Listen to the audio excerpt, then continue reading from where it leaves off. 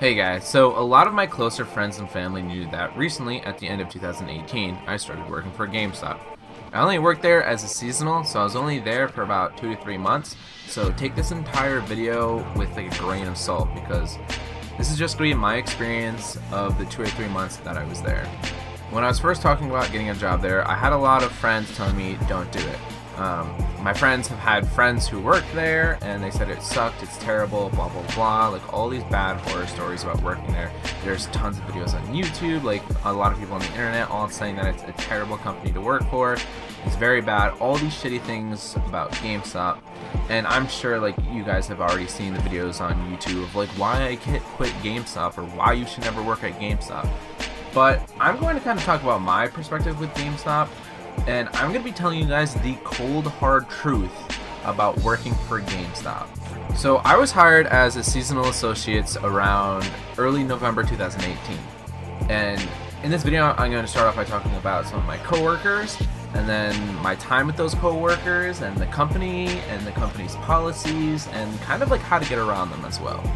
So to start things off, the store leader, or in other words, my boss, was a really young woman, maybe only a couple years older than me, and she was really nice, super cool, really funny, and she was just honestly a really awesome and amazing person, really cool boss. I really did like her a lot, and working with her was always fun. She was very understanding about like things when I couldn't come in, or days I could work, days I couldn't work, things like that.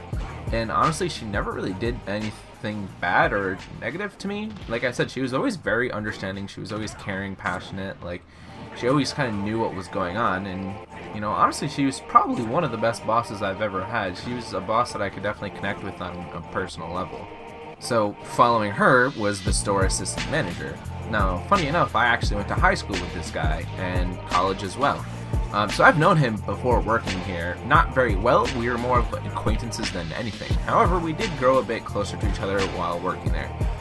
He's a super cool guy, a nice manager, definitely got the wrong idea of him from high school, but working with him, you know, he's definitely like a really cool guy, and I really did get to know him like more on a personal level, and I always enjoyed working with him. He was also very like understanding and caring about everything, like I said, like if I couldn't come into work one day, or if they called me in or whatever, he was always like appreciative and very nice and super cool. And for the most part, all the other coworkers I worked with were all pretty nice and chill. I just about got along with everybody there. Everybody got along with each other, I mean, I guess except for these two people. And one of them was a man who was a bit older, I would probably say late 30s, early 40s. And he was pretty sexist to the other female workers. Like, he came into shirt one day, or he came into work with it one day with a shirt on that said, like, it said something along the lines of like, "Cool story, babe, now go make me a sandwich." And I didn't work that day, so I wasn't there. Seasonals usually don't work with each other. They usually spread the schedule out so that they work at different times, but this is other coworkers, like my manager and my boss, and like all them, like other people just telling me, like, yeah, he came into work one day and he had this shirt that said, "Cool story, babe, now go make me a sandwich." Which, that's not really a cool shirt to wear in any public setting, never mind at your job. And then, like, the other coworkers just obviously, especially the females, were like, this is completely unacceptable, we cannot have this. And this man, I guess, would argue with customers about, like, game information and things like that. He was just kind of a terrible person, but we kept him for some reason. I don't know why, but yeah, we kept him for the entire season. I don't know why. I would have gotten rid of him after that. Like, I would be like, no, you can't do that, it's not okay. So other than him, there was one other coworker that I didn't really like or get along with. And again, she was another young female, maybe a couple years older than me. But here's like the main scenario of why I don't like her. So, as many of you guys know, Kingdom Hearts 3 is coming out very soon. If not, it's already out by the time this video is out. But anyways, a customer came up to me in the store and asked me, "What is Kingdom Hearts, the story so far?" So I was explaining it to the customer and telling her, well, it's kind of what it says. It's the story so far and all the games that you need to play in order to make sense out of Kingdom Hearts 3 when it comes out. It includes Kingdom Hearts 1, Kingdom Hearts 2, Birth by Sleep, Kingdom Hearts 0.2, 358 days, recoded, whatever, blah blah blah. And I told her, like, yeah, to a newcomer of the series, like, the names of the games are kind of confusing. Like, why is it called Kingdom Hearts 0.2? Obviously you need to play the games to understand why it's called that, but even then sometimes you're still like, what the heck, like, you know, that doesn't make sense, whatever, blah blah blah. Basically just said, like, you know, the names of the games are kind of confusing. And so anyways, that coworker that I don't really like, she came over to me and she was like, move, get out of the way, like, you're butchering the Kingdom Hearts franchise, you're making them look bad, and you don't know the series, and you don't know what you're talking about. And I was like, what are you talking about? Like, what the fuck, dude? I've played all of the Kingdom Hearts games. Yes, the fuck, I do know what I'm talking about, because I have played all the Kingdom Hearts games. But I didn't really want to say anything or make a scene. I'm not the type of person that does that. So I was kind of just like, yeah, okay, sure, whatever, you can take over. I mean, it was something small, but it was kind of annoying as hell at the time. And it's just, like, super frustrating that it's like, you know, another coworker is just like, oh, you don't know what you're talking about, blah blah blah, like, all this stuff. It's just like, get the fuck out of here. Like, you don't know things that I know. Like, you don't really know me that well. Like, come on, man. I've only known you for like a couple weeks, couple months now. Like, relax, jeez. So the next thing I wanted to talk about is working at GameStop. It's not a legitimate job, seriously. There's a video going around that's saying, like, don't put GameStop in your resume, like, it's not a legitimate job, like, it means nothing to people, blah blah blah, this and that. The only real reason why I would say, like, oh, get a job at GameStop and put it on your resume is if you want to work in retail. Because if you, after working at GameStop, if you want to work at another company like Walmart, Target, Best Buy, something like that, as long as you have some sort of retail experience, you know, that will look good. You know, if you don't have anything at all, having some sort of experience is always good. It's never a bad thing. However, if you want to make a career out of it, no, don't do it. It's not a legitimate job. And yes, it is 100% true that you only get 1 to 2 shifts a week for about 3 to 4 hours maximum. That is 100% true. At least in New England, the least amount of hours you can work in a week is 3 to 4 hours to technically be employed under a company. And I think that's across all of the United States as well. I'm not too familiar with that, but at least I know in, like, the Northeast, like, you have to at least be employed for 3 hours a week at minimum. And on top of that, yes, they do pay you minimum wage. So if you think about it, let's say minimum wage is about $10 an hour, and you work for 3 hours that week. That's only about $25 a week with taxes taken out. You know, it's just a rough estimate. They're literally just paying for your gas to get to and from work at that point. However, this is the catch, and this is the flip side that I took while working for the job. So I was aware that I was probably only going to get $25 a week, and I was aware that for the most part, they're pretty much just paying for my gas that week. But the reason why I did stay working there was because working at GameStop, you do get a 15% discount on anything anything at all in the store, if I remember correctly. I think that includes systems as well.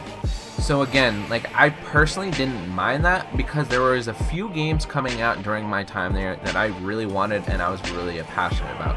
So I just didn't care. I was like, you know what, I'll go work there for like 1 day a week, a couple hours, pretty much just gonna get a discount on those games. I don't really mind.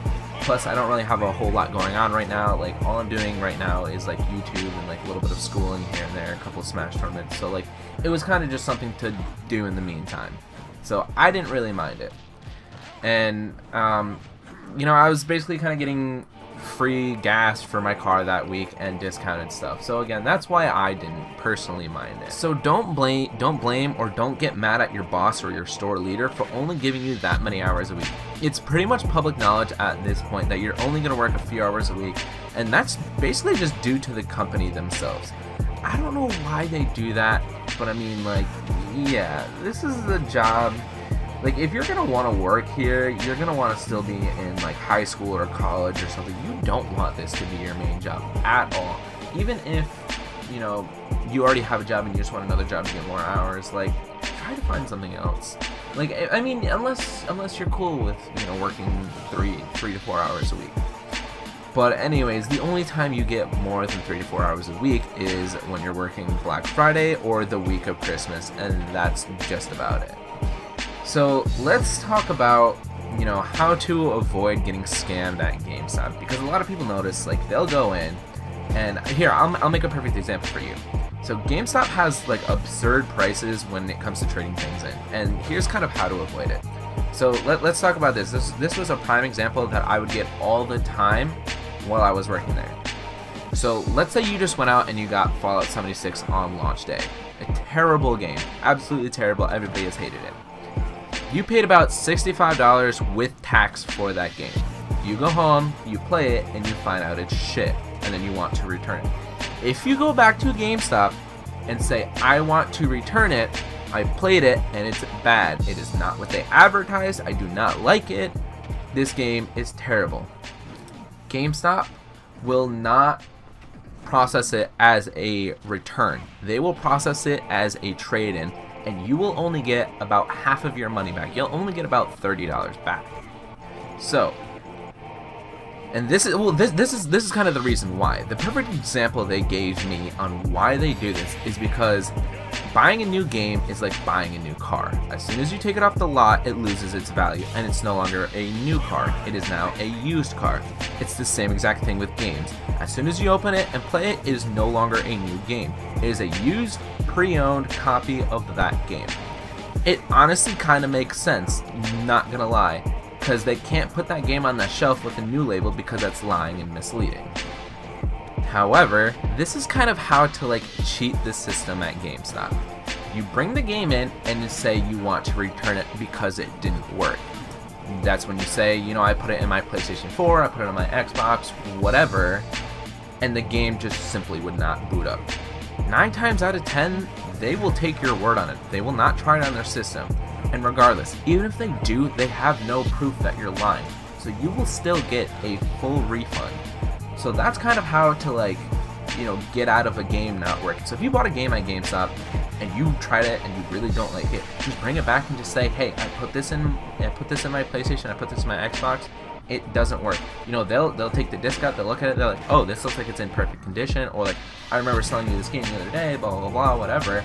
And then just be like, yeah, I don't know, it just like didn't work. And they'll just say, okay, they'll process that as a trade, or not a trade, they'll process it as a return, and they'll mark it as defective. They'll probably throw the game out, which kind of sucks, but the game is probably bad anyways, and you will get a full refund.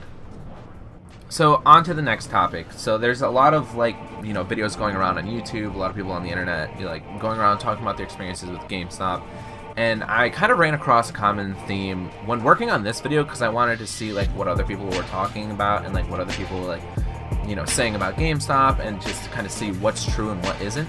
So I ran across like this main common theme of a lot of people in the videos saying that they had to push pre-owned games. They had to tell people and lie to people and tell them like not to buy a new copy of the game, and force people to sign up for the Power Up Pro cards. Honestly, I never really had this issue, and I was always a 100% honest salesman. People would legitimately come up to me in the store saying, I want to buy Fallout 76, or I want to buy the PlayStation 1 Classics, and I would turn them down. I would say, I really do not want to sell you this product, but if you are absolutely positive and you are 100% sure you want to buy these, that is your decision and your choice. But everybody has been returning these because they're that bad. Are you sure you want to buy these? Because honestly, they're seriously that bad. I can recommend other games for you, but please do not buy these. You will not like them.